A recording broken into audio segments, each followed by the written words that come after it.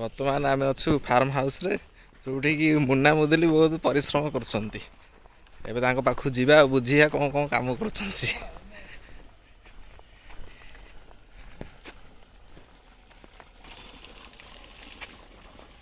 ଏ ବର୍ତ୍ତମାନ କାମ କରୁଛନ୍ତି ମୁନା ମୁଦୁଲି।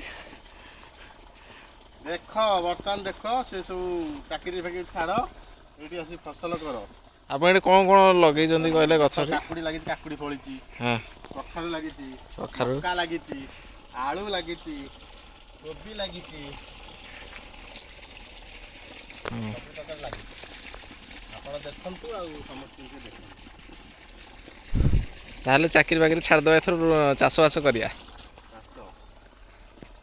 ଚାଷର ମନ ବଳାନ୍ତୁ, ଦେଶୀ ଖାଇବାର ଅଛି ତ, ଚାଷର ମନ ବଳାନ୍ତୁ। ଠିକ୍ ଅଛି।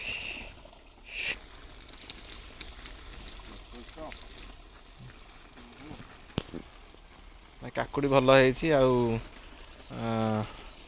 ଏ କ'ଣ କଖାରୁ ପତ୍ର ଭଲ ହେଇଛି।